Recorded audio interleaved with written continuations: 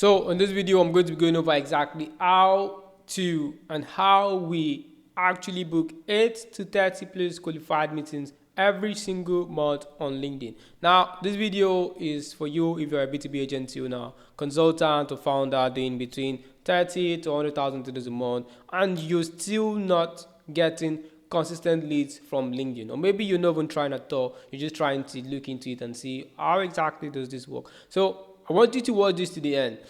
And I'm going to show you again exactly how we book 8 to 30 qualified meetings every single month without running ads on LinkedIn or posting every hour or doing some crazy things people would probably tell you to do. I'm going to tell you exactly the simple things you need to do. So now, this is what we use to help a client add 50K MRR. This was across multiple months just from LinkedIn. This video is not for beginners. It's only for serious operators. It's only for B2B founders already doing over $30,000 a month who rely on referrals or cold email to sign clients for the business, want a consistent pipeline. I've tried LinkedIn before and they didn't get traction, or maybe you're trying it right now and you want to get the absolute best result here. So now, the purpose of this content or this video is not to show you how to get likes or how to go viral on LinkedIn or get a ton of engagement. That's not what we'll be covering. The goal here is to generate leads. Some of our clients barely get engagement, and then they're getting more leads than probably those that get engagement. So the goal here is to help you get leads and sign more clients.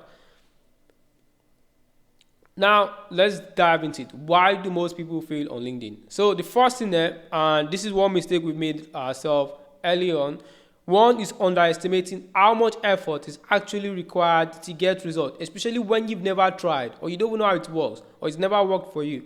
Two is connecting with everyone. Every single time we onboard a new client who has probably tried LinkedIn in the past and said that it didn't work, or maybe they used someone else and all that, and then we looked into those people they are connected with, like the connections, and then we're seeing 70% of them being their competitors, or most of them being the random people, different niches. It's not focused. Why are you connecting with people that are not going to add anything to you? They're not even going to engage your post, even if the goal was engagement. So why are you doing that? So you're connecting with everyone instead of filtering for only your ideal client profile.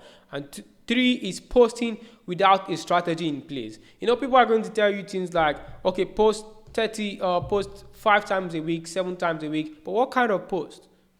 That's the question. Anyone can post, anyone can write. If it doesn't have a strategy behind it, you wouldn't get the result you're looking for. And then number 4 is doing no research on the market. This is very popular. So there are 9 things you must know if you're doing this research. Your total addressable market on LinkedIn. Are these people actually on LinkedIn? Are your ideal clients actually on LinkedIn? Are they active on LinkedIn? Did they actually check their DMs? These are some things people don't even talk about. Because we find cases whereby, let's say our clients were crushing it on Twitter, but they didn't crush it on LinkedIn. Or they crushed it on LinkedIn and they didn't crush it on Twitter. And that's because even though sometimes, let's say you use these lead scraping tools and your ideal clients are there, they're not active. They only have an account. So these are things you need to take in place. And 2, here is the market sophistication level. How many competitors do you have here? How much authority do they have? How much attention do they own in this space? You need to take that into consideration as well, because people will always compare you to others. And 3 is the awareness stage of your target. This is easy to know. And then your biggest competitors. Beliefs they've already instilled into the market. Gaps in the market. Core and secondary beliefs your ideal clients already have. Their pains, frustrations, and desires, and their mental checklist for buying. You need to know all of this, because without this, you wouldn't be able to create content that. Let me tell you, I'll go with client content. We want the goal with every single client we are ghostwriting for, and we're helping with inbound lead gen and outbound lead gen is this. Whenever the ideal client visits the profile of any of our clients, they can see their pains being called out, their frustration, the desire, exactly where they are, mistakes they've made, every single thing. They can see them. It's more like a mirror. So you want your content to achieve that goal, so that they just feel like you're the right person because you know them so well. Even if without proposing a solution, because you've just described exactly what they're struggling with, the goals they're trying to achieve, they automatically assume you're the go-to. You probably know how to fix it too. That's the goal with the content. And it doesn't have to get a ton of engagement because you're not selling to everyone anyway. Only a few people. So before you say LinkedIn is broken or LinkedIn does not work for me, have you actually does all of these things that I mentioned? Usually not. So now let me get into it. Our actual problem system, what I call the authority engine plus personalized outbound that helps you get recognized in your niche as the go-to expert for solving XYZ problem or getting XYZ result, and it's going to help you book 8 to 30 qualified meetings every single month with decision makers who are your ideal client. So we use this to book 120 meetings over the last 4 months for a single client using this system, and added 30 to 50k MRR for a few clients as well. One is 50, one is 30. So as how it works step by step. So the first thing there is targeting the right people. And you're going to achieve this with Sales Navigator. This is what other platforms like Instagram, Twitter, Facebook don't have. LinkedIn has a tool for scraping leads, for filtering the people you want to connect with and all that. So I don't even do this Sales Navigator thing myself, the lead scraping and setting. The setters do. And this is why you need to, if you're making $30,000 to $100,000 a month, this is why you need to hire a setter for LinkedIn. Like, why not? You're not supposed to be there setting connect, filtering leads and all that. Just get someone else to do it. So, and we get results because we define the ICP clearly. We only connect with decision makers, not random people. And we actually filter before we do outreach. So if your targeting sucks, it doesn't matter how good your offer is, everything else is not going to fall in place. Your content, no matter how good it is not going to get a result. Your outreach wouldn't work as well. So you need to get this right. So 2 is profile optimization. Like I said earlier, one thing we always want to achieve with our client content is to make sure that anytime on any specific day an ideal client come across their content or visit their profile, they feel this person is made for them and will get them the result they're looking for. So you want to make a clear headline and banner, case studies in your featured section to prove that you actually know what you're doing, and a consistent posting history. This is going to affect your connection acceptance rate. If you're getting even just decent engagement, you're posting consistently and they're real good, it's going to improve your connection acceptance rate because it adds to the level of authority you have there. And people only want to connect with people that are going to rub off something good on them. So it should look very simple. Don't make it overcomplicated. I help SaaS founders cut down their rotation by 30%. Here's proof. Like, here's who we've done it before. This is what your entire profile should do. Very simple, so that when they visit your profile, they know exactly who you are, what you do, how you can help them, and if you can help them at all, and who you've helped in the past. And then the content. The content that warms up cold leads, the people you'll be connecting with, we can still consider them cold. So we use 5 post types. One is belief flips. So this one is to rewire buyer assumptions. For example, we have a client who is into funnels and all that, and then his ideal client usually try to do it themselves. So we have to flip that belief, the assumption that they can do it themselves, because the reason they are not getting results with the funnel for the ads is because they're trying to do it themselves. So we have to rewire those buyer assumptions. 2 is personal stories to build trust, and this works really well on LinkedIn. In fact, our content with the most engagement for clients have been personal stories. And next one is bridge post. So what I mean by bridge post is the kind of post that shows exactly where your ideal client is now, where they want to be, and then positioning you as a bridge that's going to take them from where they are now, maybe a painful situation, to where they want to be.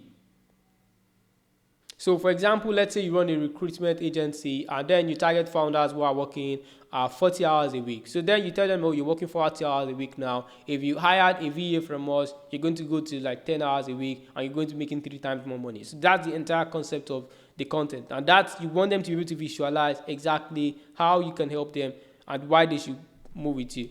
And then case studies to prove competence. And lastly, lead magnet posts to drive inbound leads, to drive DMs or drive engagement from your ideal client. So we post 6 to 7 times a week, mostly direct, persuasive content aimed at buyers and buyers only. The only things that are probably going to be relatable to other people are the stories. The rest is just for buyers and buyers only. Very strict with the content. And then next thing there is cold DMs. And this, I'm talking about the right way. So most DM advice you see is trash, templates, all of this and all that. They don't work across every niche. We have clients where if you go the personalized approach, you will get shitty results because these people are busy, usually not on the phone. So it's best to just give them your offer, put in some result there, and then they go to book a call with you. We begin 15 to 30 meetings for a few clients just like this. And then there are some cases whereby we have to go fully personalized. So you need to understand your market. If you don't know the awareness, sophistication level, the competitors, what their inboxes look like, all of that, it's going to be hard for you to know what exactly to send to these people and get the best possible result. So instead of using AI to write a personalized message with all these tools and all that, instead you ask, is your offer cold traffic ready? So these things I'm about to go over are things most people don't even consider and just try to spin their DM in one sort of way and think magically they'll start getting results. So is your offer actually cold traffic ready? If you've been relying on inbound leads or word of mouth to sign your client for your business and you're trying to get outreach to work, you need to make your offer ready for cold traffic. What's the sophistication level of your market? How many people are sending DMs to these same people you're sending DMs to? Because if it's a ton of people, then you need to find a way to stand out. And next one is, the short or long messages work better in this space. I know this is not a popular topic. Some people are going to tell you, your DM is supposed to be just 3 lines or something. But then in some cases, we're actually sending like something up to 10 lines and it's getting the most results. So that's why I said there are cases whereby most of these DM advices don't work. And that's why I'm not going to be covering DM templates or DM script you should use, because it might work for this and not work for you.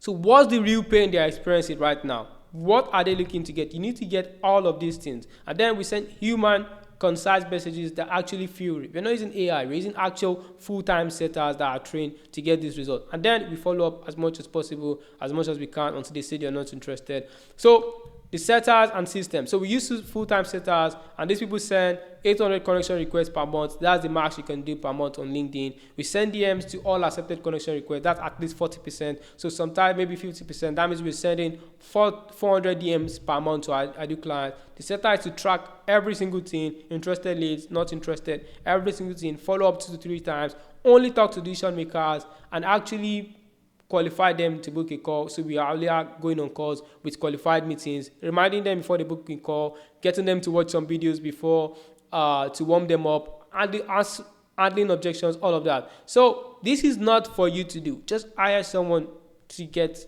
it done for you. Not exactly working with me. You can get a very good setter to handle your LinkedIn stuff. My goal is for you to book 8 to 30 qualified meetings every single month and sign 2 to 3 new clients every single month with LinkedIn. So your job as the founder is to close deals. And if you've gotten to the point whereby you're already using closers, your job is to get more leads for these people that they can close and make more money, not to do outreach manually every day. But here's where most founders go wrong. Now let's get into it. So you think about the content, and then you want to talk about something valuable, something educational, something that's going to help your ideal client. But then you're posting technical how-to content that no one cares about. If you're selling a done-for-you service, these people don't want to do it themselves. They want you to do it. So if you're posting educational content, what do you attract? You repel these people, and the person who is only selling in his content is going to get them to buy, because that person is giving them exactly what they want. You're just adding to their stress. That's the difference. 2, connecting with anyone who sends a request. No, don't do this. 3, you never try to sell in your content. We booked 10 meetings for a client in, let's say, the first half of a month or towards 3 weeks into the month. 10 meetings, 1 close.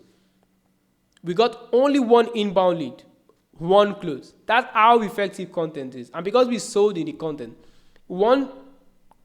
leads from content are usually very hot. These are people that have been observing for a while, and they're just waiting for the offer. So now they themselves said they want to buy from you.